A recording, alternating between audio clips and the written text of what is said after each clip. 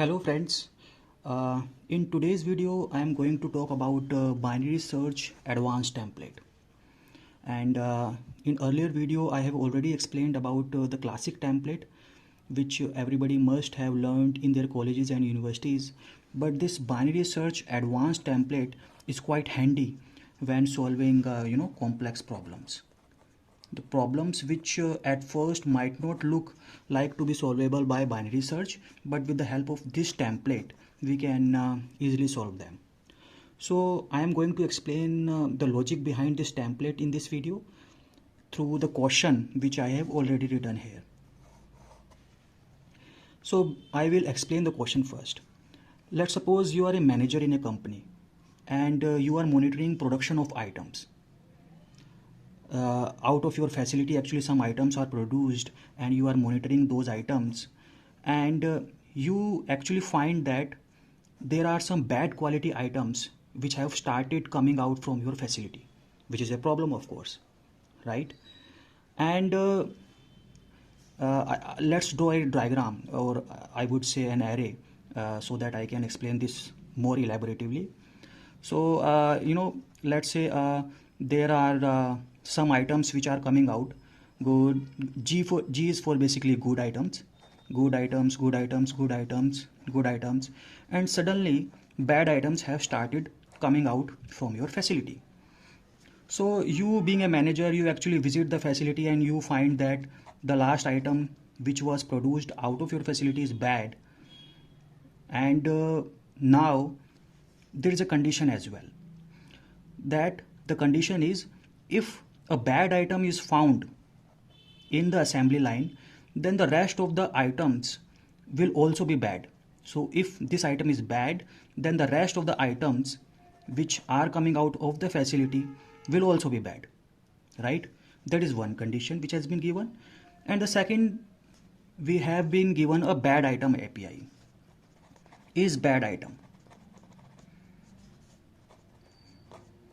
An API is bad item is given which returns true if the index of the item which we supply into that API is bad. True means bad and false mean it is good, right? So basically this API has been given to us and we need to find out the first bad item in the assembly line, right? So that is the question. I will again repeat the explanation of it.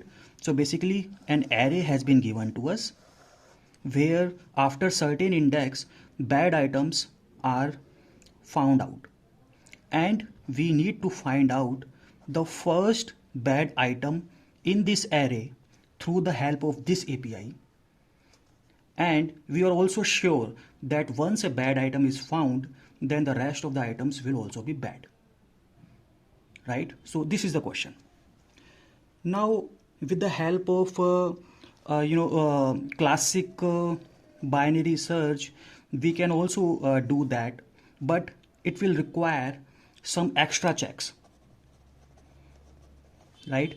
Because let's say through the help of classic binary search we we found this element mid, because of course we actually move mid, and if we find the mid points to that item, then once that item is found, then we also need to check whether the mid -1 is good and mid +1 is bad. Some extra conditions or checks would also be required in the case of classic binary search, which will extra checks will make code little bit of error prone. And since this is a quite an easy problem which I just talked about, so it can be solved by classic binary search as well. But when we move to the difficult problems in the upcoming videos, then this advanced template will be very much useful in solving those problems. In fact, in the case of when you go to the interview, then some tricky and binary search problem can be easily solved with the help of advanced template. So let's understand the concept of advanced template. So before that, I want to introduce the concept of inflection point. Inflection point is nothing but the first index in the array from which the behavior of the remaining array has started changing, right? So basically, if we see, if I write down the index here as well, 6, 7, 8, so we know that from the 6th index onwards, the behavior of the array has started changing, because prior to the 6th index, all the elements were good, and after the 6th index, all the elements are bad. So the behavior of the array has started changing after the 6th index. So this index, this 6th index, is basically the inflection point. So inflection point is nothing but the point from where behavior starts changing. And through this advanced template, we are going to find this inflection point only, right? I just wanted to introduce you all with the concept of inflection point, because that will come very handy when we solve complex problems, right? Now, let's move ahead and try to understand the logic behind this. So basically, now let me write the array here. G, G, G is basically for good. B, B, B. And let me write the index as well. 5, 6, 7, 8. So now here, as we know that left index is 0 and right index here is 8. Now if I find the mid comes out to be 0 plus 8 minus 0 divided by 2, which comes out to be 4, right? So this is my mid. Now if mid is good, in this case mid is good, then it means our search space has truncated now to the right portion of this array, because now we are not interested in this portion. We are only interested in the right portion now, because we need to find the first bad element, right? So now here the mid has been found to be a good element. So in this case, what we will do? We will increase the left index to the mid plus 1, so that our search space reduces to this portion only, right? So this is one condition. And the second thing is, if my mid, let's say if my mid comes out to be bad, let's assume in the next iteration, I am not going over this fact again. If my mid comes out to be here, right? Now if my mid comes out to be here, then in that case my right should be mid for the next iteration, because now I want to reduce my search space towards the left portion only. That's why the right will be mid, right? The right will be mid only, because now the thing here is I have not taken right to be mid minus 1. That would be wrong, because if my element is bad, then in that case I need to be sure that this element can also be the first bad element. So this element should be included in my search space for the next iteration. That's why I have put right to be mid only. But in the case of left, I had increased it by mid plus 1, because the left was found to be good element and this element should not be available in my next search space. That's why I have increased the left index to mid plus 1, right? So basically these are the easy condition. In fact, this is quite similar to the classic binary search template. So let's write the code now so that we can discuss it in a more elaborative manner. So let's write the code for the one iteration only, and then incrementally we will complete the code. Now, so as we know, left will be 0 and right will be my size, which has been given to us, size of the array, right? And here let's again, for explanation purpose, let me write an example here along with the indexes. Now I will write the code for the first iteration only, in fact for one iteration only. Now first we need to find out the mid. Mid comes out to be left plus right minus left divided by 2. And why I haven't taken mid to be left plus right divided by 2? In order to solve the overflow problem. I will explain this. Now we have found the mid element. Now as explained earlier, if this is the API which has been given to us, if my mid element comes out to be bad, if my mid element comes out to be bad, then in that case I will, as explained earlier, I will move the pointer, right pointer to the mid. Else my left pointer, if mid is not bad, it means if it is good, then in that case left comes out, left we will move the pointer to the mid plus 1. We have explained this, right? So this is the code for the one iteration only, and this is quite easy. Now through this advanced template, what we are actually trying to do here is we are trying to move the left pointer. We are trying to move this left pointer towards the inflection point, and we will return this left pointer as the result, right? So here let me reiterate again so that it is more understandable to you. So here through this advanced template, what we are doing is we have the left pointer, we have the right pointer, and as we know, we are actually truncating the search spaces. But eventually what we want to achieve here is we want to move the left pointer towards this inflection point, this index for which we are interested in.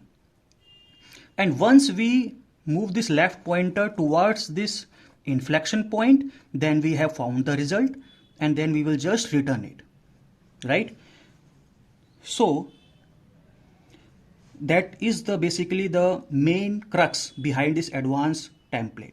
We are going to move the left pointer towards the advance, or in fact towards the inflection point, and once this left pointer reaches the inflection point, we will return it as the answer of the problem. Now as we know, this condition we have already understood, right? So through, I mean, how much time, or in fact I would say what should be the condition, terminating condition of this loop, because of course that is the code for one iteration only, and we need to do this iteration until we find the result. So there should be some condition over here, right? There should be some condition over here, and once this condition is resolved and we move the left pointer towards inflection point, then we return the result here, right? So basically this is the code here. What we are doing here is, through this condition, I will explain this in a bit. I just want to have a overview of the code which we have written. This is the code for one iteration. I have already explained why we have set the indexes like this. And once the condition is met, then we need to just ensure that this left, because what we are doing is we are moving left towards the right direction and this right pointer towards the left direction. So once this left reaches to the inflection point, we just return it here. This will be our solution. Now, as we know from the binary search template, which is basically of classic origin, so basically this condition, what generally actually students do, they just remember this, or they just write it like this, while just left should be less than equal to right. But this condition is wrong here. Why? Let's take an example here. Why this equal to should come or not, or why is this condition here? Because of course, as we know that left is moving towards the right position and right is moving towards the left position, then definitely left should be less than right. But why it should not be equal to? Why this condition should not be held here? Let's explain this, or let's understand this with an example here. Let's just take a simple problem, or let's say there is an array of size 2 elements only. So good or bad. Let's dry run this code for this array of 2 elements only, and then we will come to know the fact that why left less than equal to right will be a big issue here, and why left less than right is the right condition which should be put here, right? So this is our simple 2 elements array with indexes 0 and 1, right? Now here, let's dry run over this code, our code which we have written over this 2 elements array. And let's try to see what should be the conditions which we should put here. So here left is 0 here, right is 1 here, and mid comes out to be 0, right? So mid comes out to be 0, and this mid item is basically is not a bad item. So we move on to here. So now left becomes mid plus 1. Left points at the inflection point here, which we want, right? Now, if we put the condition left less than equal to right, if we put the condition here to be left less than equal to right here, then even for this iteration, even when at first iteration what we have done, we have moved the left pointer towards the inflection point. Now we have moved the left pointer towards the inflection point, or towards the first pointer. Now if the condition is left less than equal to right, then in that case what happens? Left is 1, right is 1. So again it will go into that loop. Again it will do the calculation, even though we have already found the solution, because what we wanted to achieve, we wanted to have the left pointer towards the inflection point. So in the earlier iteration itself, we have got the result. But if we put the condition to be left less than equal to right, then again it will go into that loop. And now left becomes 1, right becomes 1, and mid again becomes 1, right? Now again it will come into that loop, and here what we have found is bad item, which is bad item means mid. We are checking for mid to be bad item or not. It is the bad item, right? It is the bad item. But in this condition, what we have done is we have set the right to be mid. So right again becomes 1 only. and again we will go into the loop again. So, and left remain untouched, in the next iteration it will become 1 only. So we can see here that now again left is 1, right is 1, which was the case in the previous iteration as well. So here the infinite loop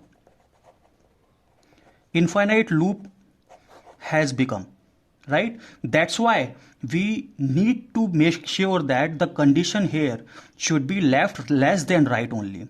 It should not be left less than equal to right. If we put the condition to be left less than right, then we can easily find the inflection point in the earlier iteration only, and we can return the result here itself. If we put the condition to be left less than equal to right, then in that case, as we have discussed, the loop will become infinite and our purpose will not be solved, right? So I have found that in interviews, the students mug up the solution and they just write the left less than equal to right even for the advanced template. But that is the case for the classic template, not for the advanced one, right? So what is the complexity now? So complexity, as I have already discussed in my previous video, for the binary search, it will be O log n only, right? It is very important to explain the complexity to the interviewer once you have written the code, because that way only you can show that you have understood the logic and you have not mugged up the solution and you have the clarity about the solution. So friends, in this video we discussed about the advanced template, and in my upcoming videos I will show how this template can be utilized for the higher complex problems. Thanks everyone.